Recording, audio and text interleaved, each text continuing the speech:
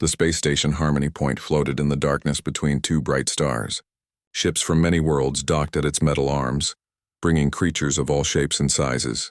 Inside the station's grand meeting hall, the most important talks in human history were about to begin. Lee Dae-ho checked his uniform one more time and walked through the sliding doors. The human delegation had worked for months to get this meeting. 30 years ago, humans had joined the Galactic Council as the newest members. Most other species had been traveling between stars for thousands of years. They still saw humans as children playing with grown-up toys. The meeting hall was huge, with a curved ceiling that showed the stars outside. Long tables formed a circle in the center. Dae-ho took his seat with the other humans and looked across at their guests. The Valens sat perfectly straight in their chairs. Their skin looked like it was made of pale crystal, with soft light glowing from inside. When they moved, tiny sparkles danced under their skin like stars in ice. Their hair was white as snow and their eyes were the color of silver coins. At the head of the Valen table sat Yoon Sojin. She was their main speaker for these talks.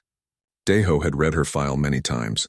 She was the daughter of the Valen High Chancellor, and one of the few Valens who believed humans could be trusted partners. "Welcome," said the station commander from his place at the center. "Today we discuss trade between Earth and Vala Prime. The humans offer their help with difficult problems. The Valens offer their knowledge of changing dead worlds into living ones." Dae-ho knew how much this meant for humanity. Earth was getting crowded and the new colonies on other worlds were struggling. Many had bad air or soil that would not grow food. The Valen machines could fix these problems in months instead of hundreds of years. Sojin stood up to speak. Her voice was soft but clear. "My people have watched humanity for 30 years. We have seen your wars, your mistakes, your quick anger, but we have also seen something else. When others give up, humans try new ways. When problems seem too big, humans work together to solve them." Some of the other Valens at her table did not look happy with her words. Their faces showed no emotion, but their inner light dimmed a little. Dae-ho had learned that this meant they disagreed. "We believe," Sojin continued, "that humans and Valens can help each other grow stronger. Your colonies need our terraforming technology. Our people need your creativity in solving problems we cannot." The talks went on for hours. Lawyers and trade experts argued about details. Numbers were written and crossed out and written again. Dae-ho was not part of the main talks. His job was to watch for problems and help with anything the team needed. During a break, he walked to the station's garden area. It was a large room with plants from many worlds growing under artificial sunlight. The air smelled like flowers and fresh dirt. He found Sojin standing alone near a fountain looking at the water.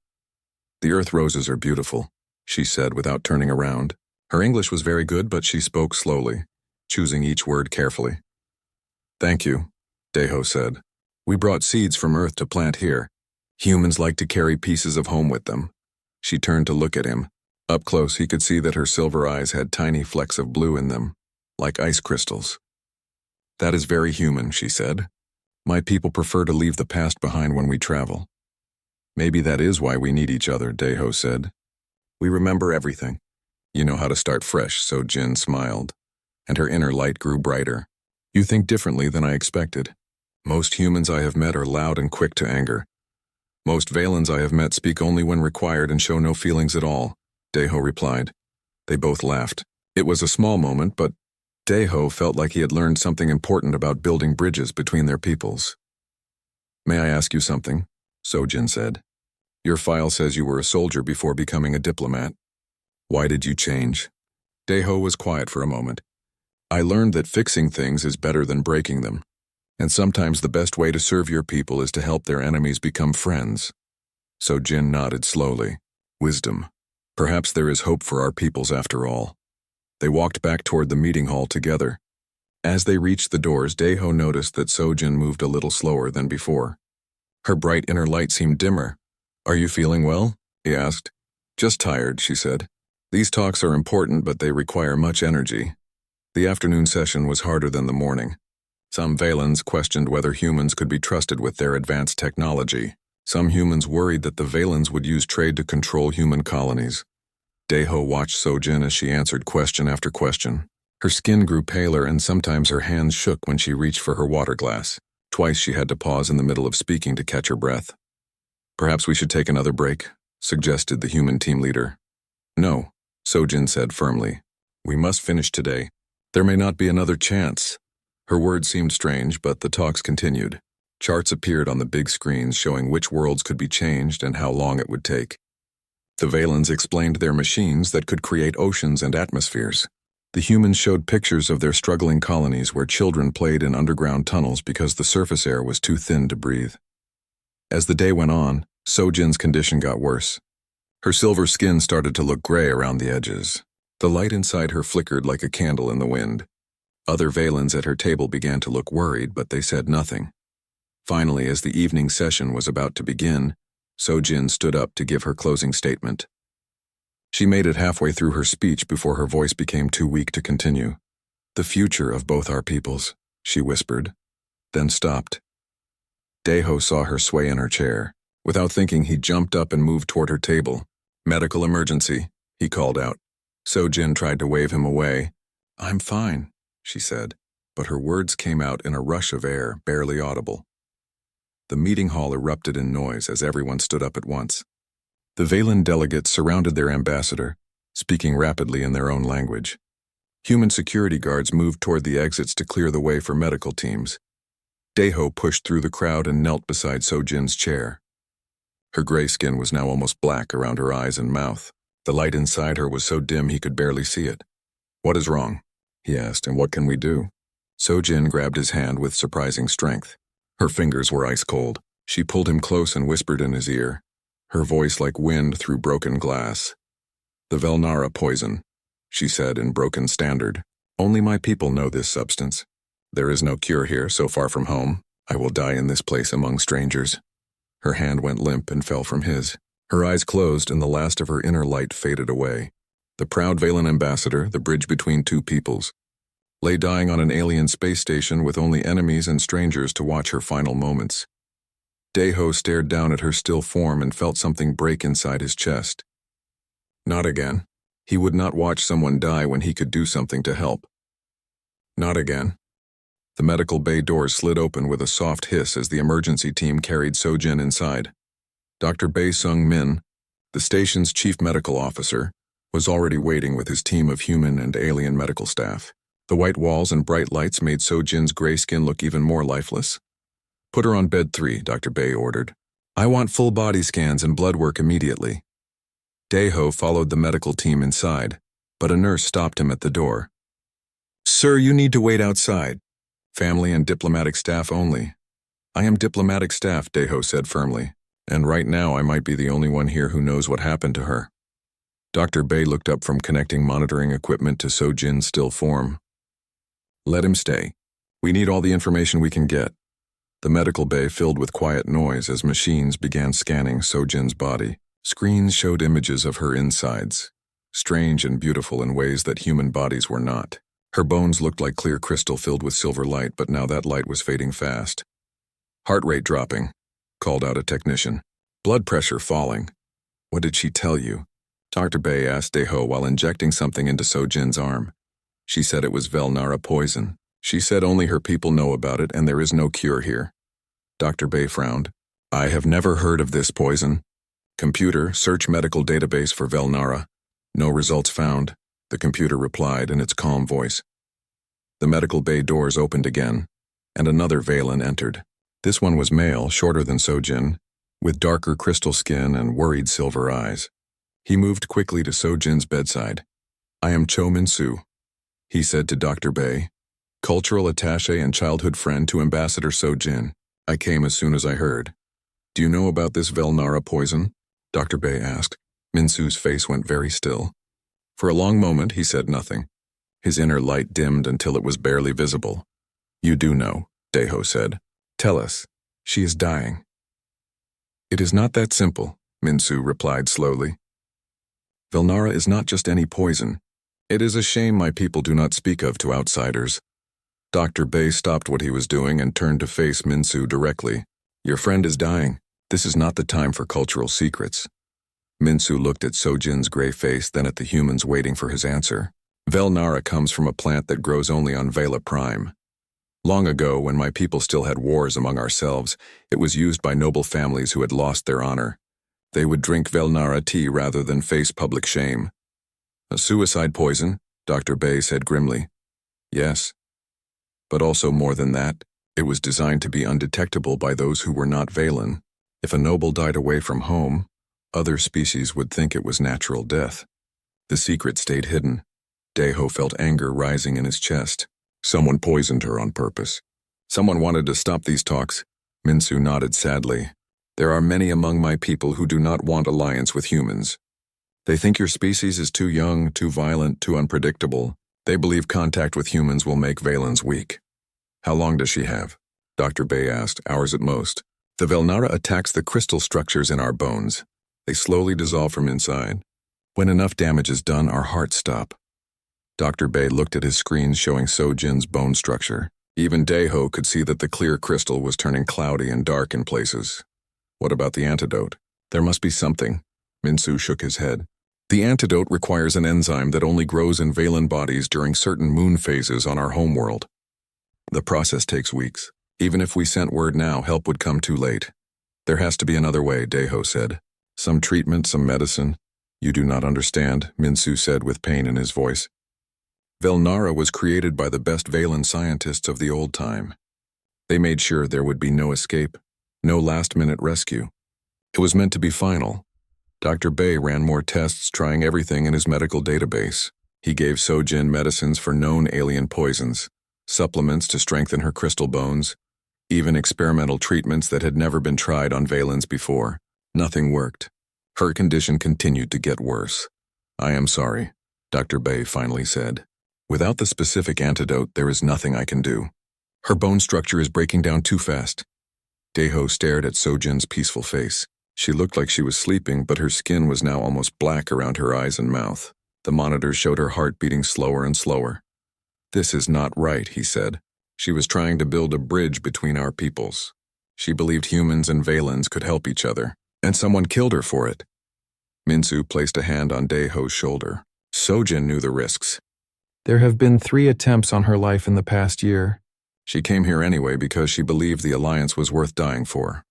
Well, I do not accept it, Deho said firmly. There has to be something we missed. Some way to fight this poison. He turned to Dr. Bay. Tell me exactly how this Velnara works. From what I can see on the scans, it targets the molecular bonds in Valan crystal bone structure.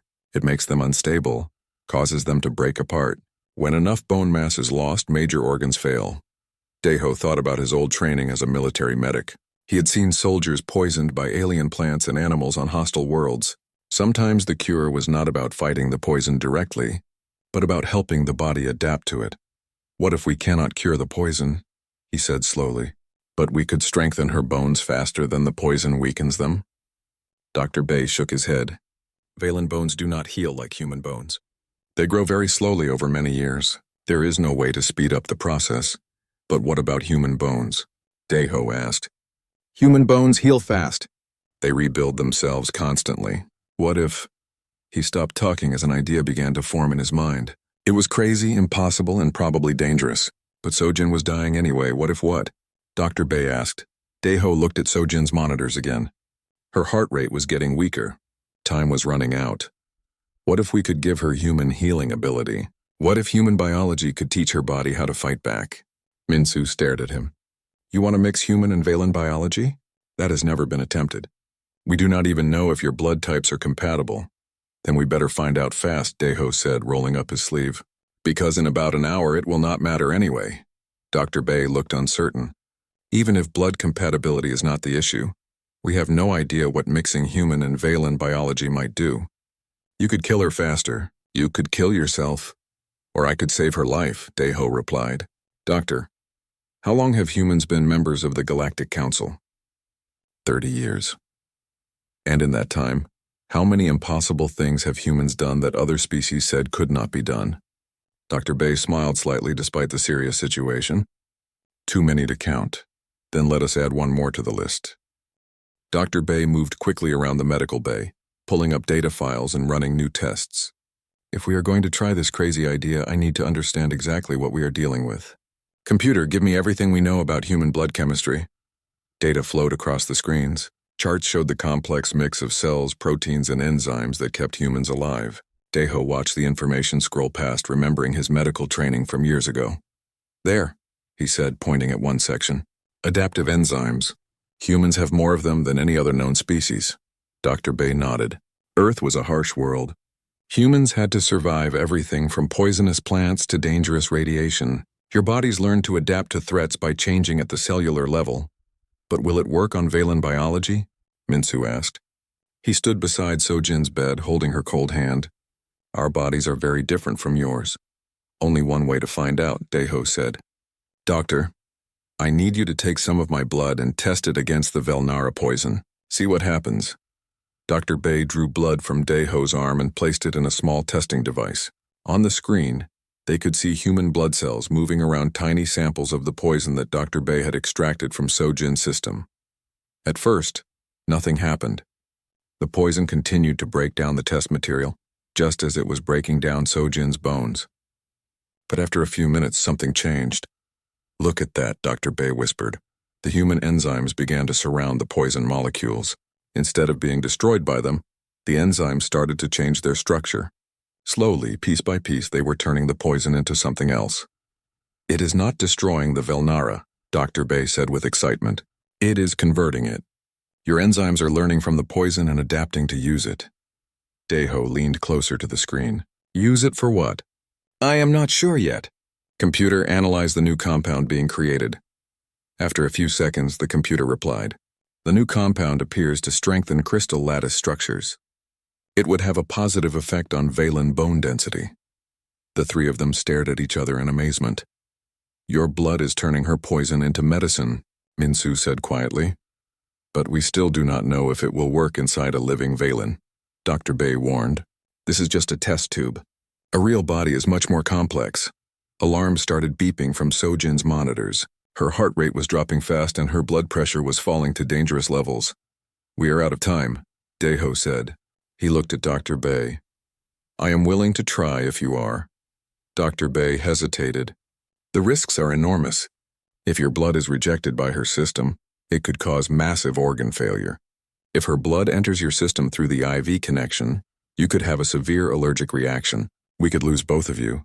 And if we do nothing, we definitely lose her, Daeho replied. Doctor, I was a medic for 10 years before I became a diplomat. I have seen enough people die when there was nothing I could do to help them. This time there is something I can do. Minsu looked at Sojin's gray face, then at Daeho. Why would you risk your life for someone you barely know? Your people and mine are not even allies yet. Daeho thought about that question. Why was he willing to do this? Because she believed in something better. She thought humans and Valens could help each other become stronger. If I let her die without trying everything possible, then her dream dies with her. He rolled up his sleeve again. Besides, someone once told me that humans do not just survive among the stars.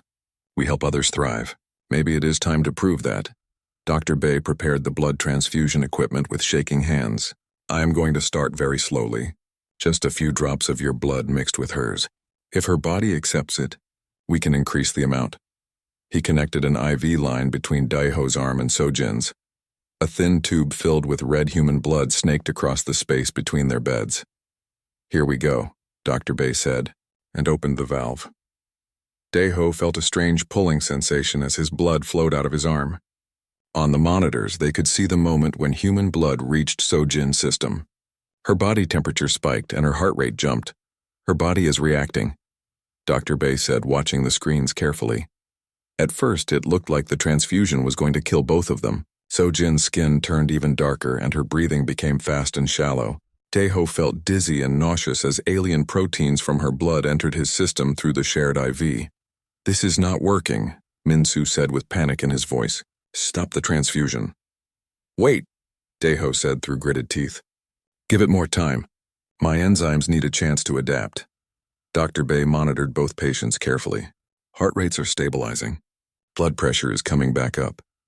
Then something amazing happened. The dark color began to fade from Sojin's skin.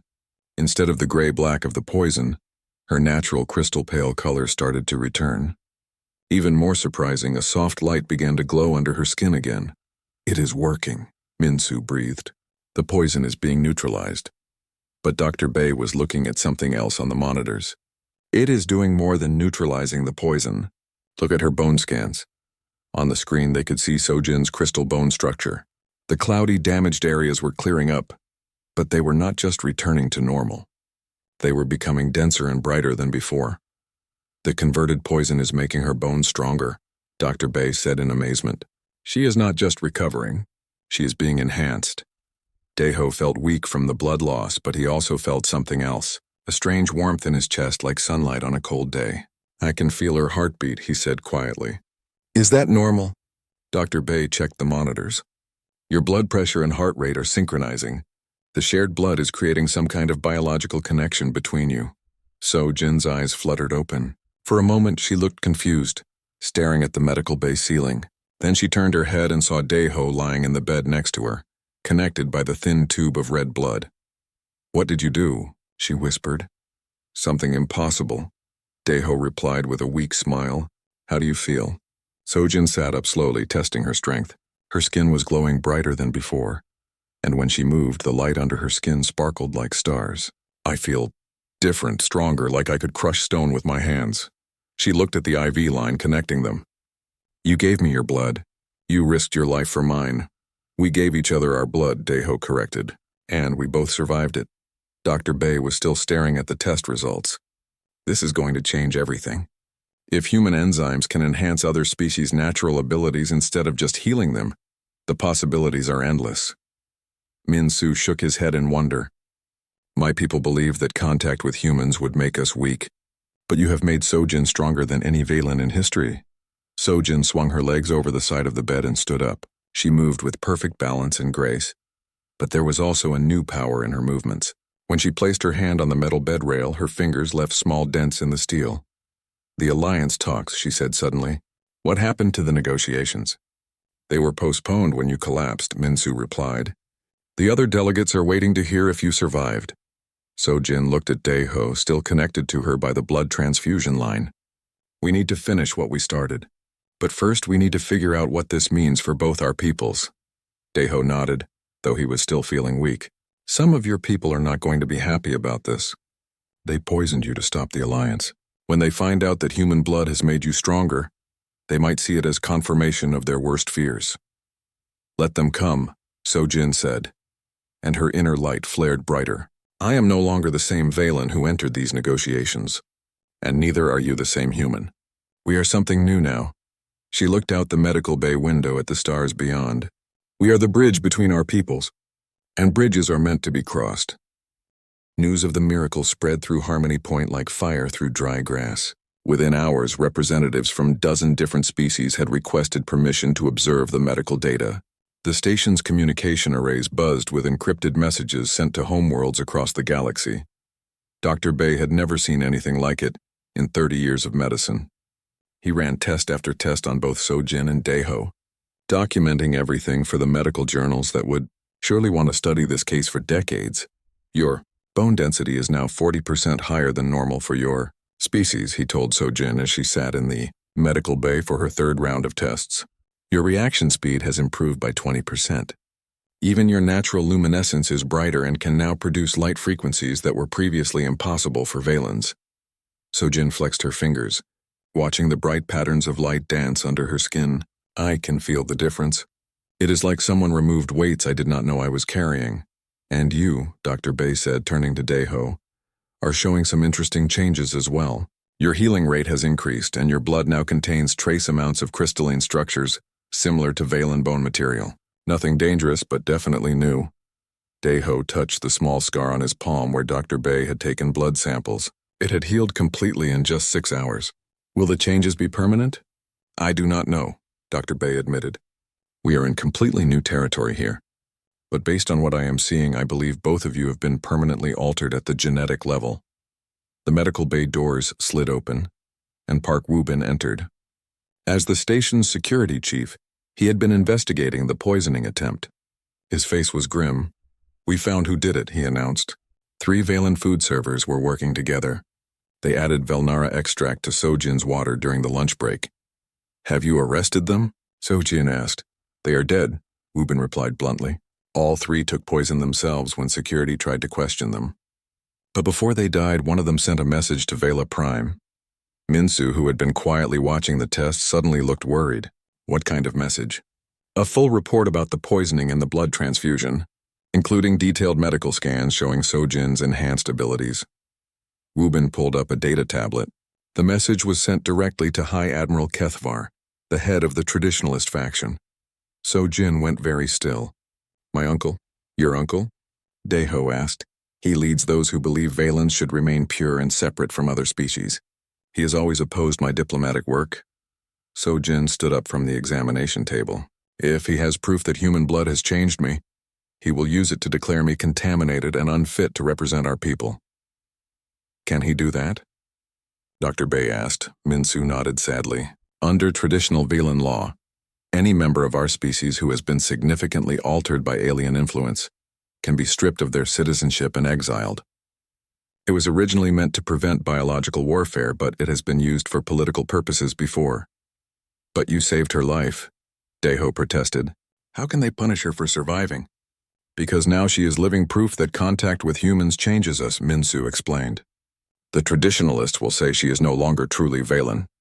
Wubin checked his communication device. We have another problem. Long-range sensors are picking up a Velan fleet approaching the station. 12 ships, including Admiral Kethvar's flagship. They will arrive in 6 hours.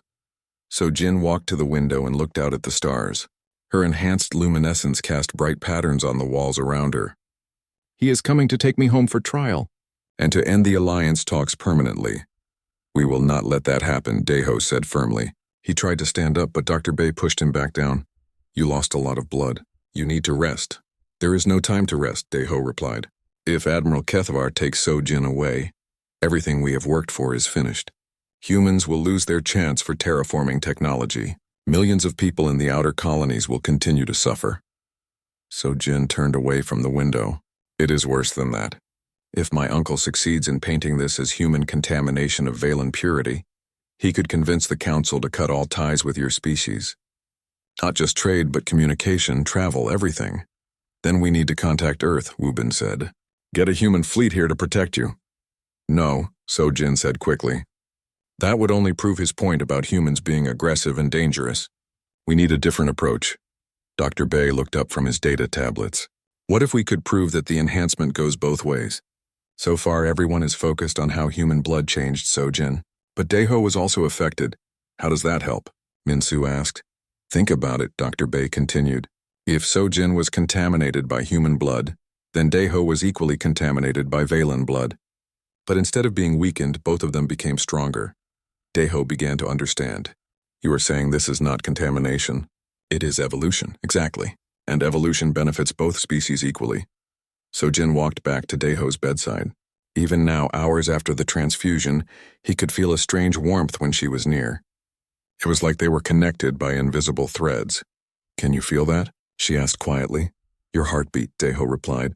And something else. Your emotions, maybe? She nodded. I can sense when you are in pain, when you are worried, when you are determined to fight. Is this what Dr. Bay means by evolution? I think so, Dr. Bay said. The blood bond has created a biological link between you. You can sense each other's physical and emotional states. In evolutionary terms, this could be the beginning of a new form of interspecies cooperation. Minsu stared at them both. You are talking about the birth of a new kind of being. Part human, part Velan, but fully both. And that terrifies the traditionalists, Sojin added. They want Valens to remain pure and separate. We represent their worst nightmare. Wubin's communication device beeped. The human delegation wants to know if they should prepare for evacuation. If Admiral Kethvar is bringing a fleet, they assume the talks have failed. Tell them the talks are not over, Deho said, sitting up despite Dr. Bay's protests. In fact, they are just beginning. He looked at Sojin. Your uncle is coming here to prove that human contact weakens Valens. What if we could show him and the entire galaxy the opposite? What do you mean? We hold a demonstration, show everyone exactly what we have become and what it means for the future of both species. Deho stood up, testing his strength. We prove that cooperation makes us stronger, not weaker. Sojin's inner light flared brighter. That is a huge risk. If we fail, if the demonstration goes wrong, it could destroy any chance of alliance between our peoples for generations. And if we do nothing, Admiral Kethavar takes you away and the Alliance dies anyway, Deho replied. At least this way we control the message. Dr. Bay was already thinking ahead. I could document everything. Full medical scans, physical tests, demonstrations of your enhanced abilities, create a complete scientific record that no one could dispute. The station commander would have to agree, Wu Bin pointed out. And the human delegation. And probably half the Galactic Council.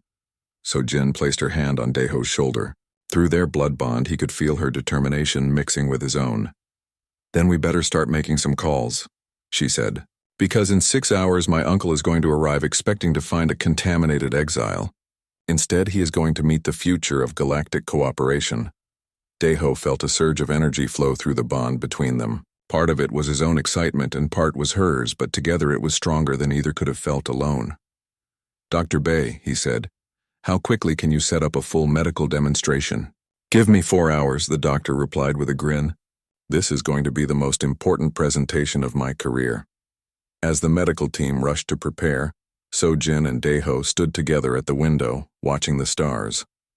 Somewhere out there a fleet of ships was coming to tear them apart, but they were no longer the same beings who had entered the negotiation room that morning. They were something new, something stronger, something that neither species could have become alone, and they were about to prove it to the galaxy. The main assembly hall of Harmony Point had never held so many different species at once. Representatives from the Galactic Council filled the curved seats, their various forms creating a rainbow of colors and shapes under the bright lights. Cameras from news networks across the galaxy focused on the center stage, where a single table waited. High Admiral Kethvar sat in the front row with his delegation of traditional Valens. He was older than So-Jin, with darker crystal skin that showed his age in deep silver lines. His inner light was steady and cold, showing no emotion as he waited for the demonstration to begin. Behind him sat human officials from Earth, looking nervous and uncomfortable. They had received reports about the blood transfusion, but none of them really understood what it meant. Some worried that their diplomatic attaché had made a terrible mistake that would end any hope of alliance. Station Commander Hayes stepped up to the speaking platform. Ladies, gentlemen, and beings of all kinds, we are here today to witness something unprecedented in galactic history. The voluntary biological merger of two species and its implications for interspecies cooperation. He gestured toward the side entrance. I present Ambassador Yoon So-Jin of Vela Prime and Diplomatic Attaché Lee Deho of Earth. The doors opened, and they walked in together. Many in the audience gasped. So-Jin's transformation was obvious to anyone who knew Valens. Her skin glowed brighter than any Valen in recorded history, and when she moved, light sparkled under her skin like captured lightning. Deho looked mostly human, but there was something different about him too. His movements were more graceful, and his eyes seemed to reflect light in ways that human eyes normally did not. Contamination, Admiral Kethavar said loudly enough for everyone to hear. My niece has been polluted by alien biology. She is no longer Valen. Uncle, So-Jin replied calmly. I invite you to examine the evidence before drawing conclusions. Dr. Bay wheeled in a cart of medical equipment and set up a large display screen. With the permission of both subjects, I will demonstrate the actual effects of the biological merger. First, he showed So-Jin's medical scans from before the poisoning. Her bone structure, muscle density, and neural activity all appeared normal for a healthy Valen. Then he showed the scans from after the blood transfusion. Bone density increased by 40%, Dr. Bay announced. Muscle efficiency improved by 25%. Neural processing speed enhanced by 30%. She is not just healthy. She is the strongest, fastest, most intelligent Valen ever recorded. Artificial enhancement, Admiral Kethavar said dismissively. Temporary effects that will fade, leaving her weakened and dependent on human blood. Let us test that theory, So-Jin said. She walked to a section of the stage where Dr. Bay had placed a block of solid titanium steel. The metal was used in starship construction and was known to be nearly indestructible. So-Jin placed her hands on opposite sides of the block. Her inner light flared brighter, and the audience could see energy flowing through the crystal structures in her fingers. With a sound like breaking glass, the titanium block cracked in half. The assembly hall erupted in surprised voices. Several species had tried for centuries to develop technology that could break titanium steel with bare hands. Now a single enhanced Valen had done it with ease. Impossible, whispered a delegate from the Craxi Republic. Our engineers said that level of strength could not exist in organic tissue. But Admiral Kethvar is correct about one thing, Dr. Bay continued. This is not a one-way enhancement. Let me show you what happened to the human subject. He displayed Daeho's medical scans. The changes were more subtle than Sojin's, but they were definitely there. His healing rate had tripled, his endurance had increased significantly, and his blood now contained trace amounts of crystalline structures. More importantly, Dr. Bay said, the two subjects have developed a biological link that allows them to share sensory information and coordinate their actions at a level previously thought impossible. To demonstrate, Dr. Bay blindfolded Daeho and led him to one side of the stage. Sojin stood on the other side, 30 feet away. Dr. Bay held up a series of colored cards that only Sojin could see. Red, Daeho said immediately. Blue, green, yellow. He was getting every answer correct, even though he could not see the cards. The audience murmured in amazement. The blood bond allows them to share visual information, Dr. Bay explained, but it goes deeper than that. They can sense each other's emotions, physical condition, even thought patterns to some degree. Admiral Kethvar stood up. You are describing a parasitic relationship. The human has infected my niece with his crude biology, making her dependent on him for survival. Actually, Daeho said, removing his blindfold, it works both ways, Admiral. With respect, your understanding of human biology is as limited as our understanding of Valen biology was yesterday.